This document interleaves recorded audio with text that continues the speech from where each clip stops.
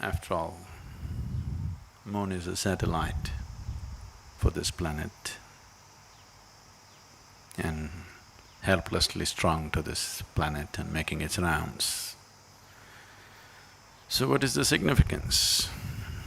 Why these full moons and no moons are held significant?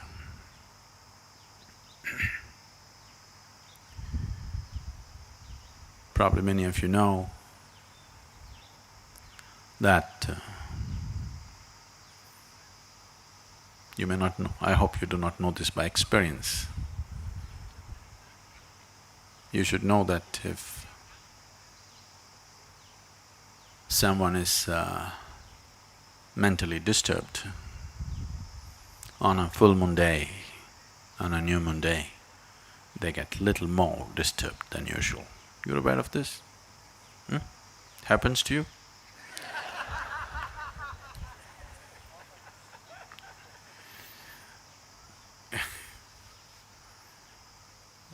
Say yourself, you just be with me, don't worry about the camera. So, it doesn't happen to you, but it does happen to somebody. So it is not that moon instigates madness, it is just that when the moon takes certain positions, it heightens whatever you are. If you are loving, you become more loving. If you are joyful, you become more joyful. If you are blissful, you become much more blissful. If you're a little insane, you become much more insane. If you're meditative, you become far more meditative. It just enhances everything that you are.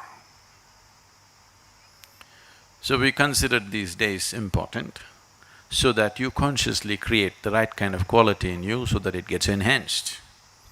Today is pournami, in the morning you get up and you be in a certain way, you create a certain quality in you so that by evening that quality is enhanced.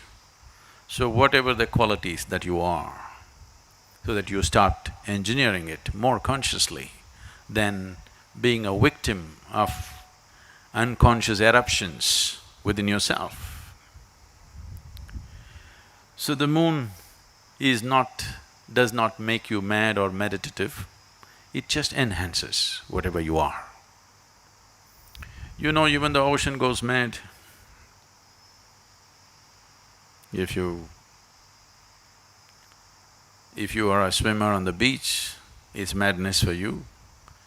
But if you are a skipper of a large vessel, it is a boon for you.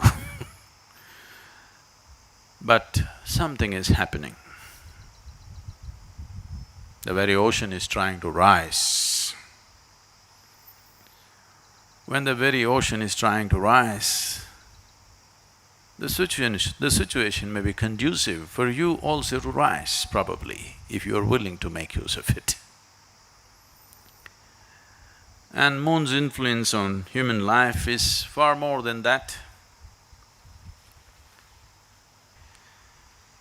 To do anything with yourself, to be aware where the moon is could be useful because it creates different types of qualities and energies in the system. If one is aware, he could make use of it.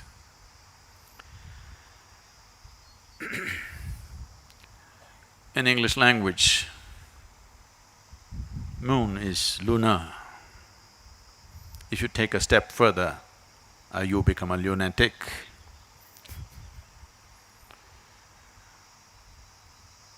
So generally, the influence of the moon is considered illogical. Anything illogical, generally in the West got labeled as madness or insanity. But here, we always saw the limitations of logic. Logic is very useful to conduct the material aspect of your life. If you want to do your business, you want to build a house, you want to do all the things in the world, you have to be logical, there is no other way to conduct it. This is the problem with us. To conduct the outside, we call the divine. To conduct the inward, we try to go at it logically. Both won't work for us. So, when it comes to subjective dimensions of life, if you're not willing to step beyond the limitations of your logic, then nothing ever will happen. If I ask you to close your eyes and do something very simple, you sit here and calculate, okay, if I do this, what will I get, what will happen, this, nothing will ever happen to you. If anything beautiful has to touch you in your life, if meditation has to touch you, if love has to touch you, if bliss has to touch you, you must be illogical. Everything is logically correct, but you have a long face, because everything is correct with you. You're correct, but life doesn't work like that. If you wake up in the morning, tomorrow morning when you wake up, lying down in your bed, think 100% logically. Do not think of all those beautiful moments in your life. Do not go back to any experience which matters to you. Do not think of the birds in the sky, the sunrise, the flowers in your garden, your child's face or a loving moment in your life. Don't look at any of that. Just think logically. Now you actually have to get out of bed. That's not a small feat. Is it a small feat? It's not a small feat. And then you have to go to the toilet. Then you have to eat, work, eat, work, eat, go to sleep. Again tomorrow morning, same thing. Cut out the experiential aspect. Think of your life 100% logically and see, you have to do the same damn things for the next 30, 40, 50 years. And if you do yoga, it gets elongated. It gets stretched further, you know. The same nonsense every day, every day, every day. Just think logically, is it worth it? Is it worthwhile? Is it worthwhile? No. Moments of extreme logic are moments of suicide. And all of you have been committing suicide like this, but you don't do anything these days in one shot. You do everything in installments. You're committing suicide also in installments.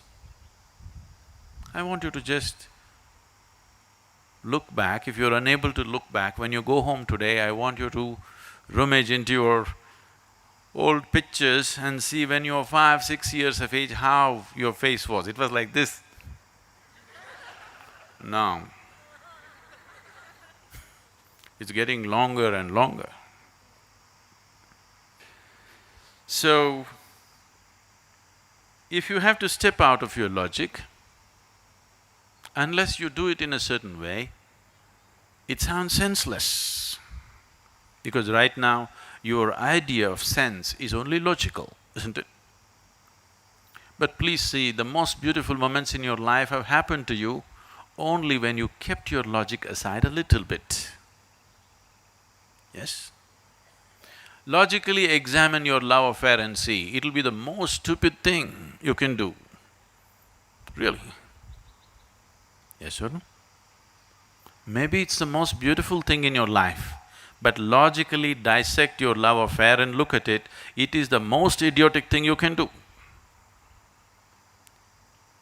But it might have become the most beautiful experience in your life.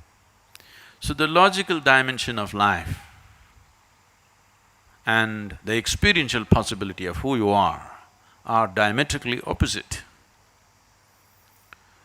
So in yoga, we look at you as two aspects, the sun and the moon. You've seen the symbolism? You've heard of the word hatha, hatha yoga? Hatha means ha, means sun, tha means moon. So these are the two dimensions. There are various symbolisms for this. You have seen Shiva being represented as half man, half woman, all these things to suggest there is a logical dimension to you and there's a dimension beyond that. If you do not explore both, you will be an incomplete human being. or you will be only half alive. So when we say a spiritual process or yoga or whatever, what we're looking at is how to become a full-fledged life process, not a half-life process. Just the body is alive, that's not good enough. Everything in you should be aflame. Only then you will see whether something is happening or nothing is happening, it's worth being here. If you sit here, it's worth being here. If you open your eyes, it's worth being here. If you close your eyes, it's worth being here. Otherwise, whatever is happening, it's not worth being here, simply because only a part of you is alive, the other part is yet to come alive. So the moon, today being a full moon, the clouds are hiding it, but don't worry. Whether you can see it or not, the influence of the moon is very much there. Because on a no moon day or a new moon day, the influence of the moon is far more than on the full moon day.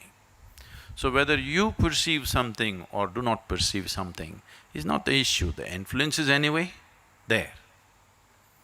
There is a logical element to you which helps you to handle the material well. There's a dimension beyond logic, without it the subjective dimensions can never be accessed.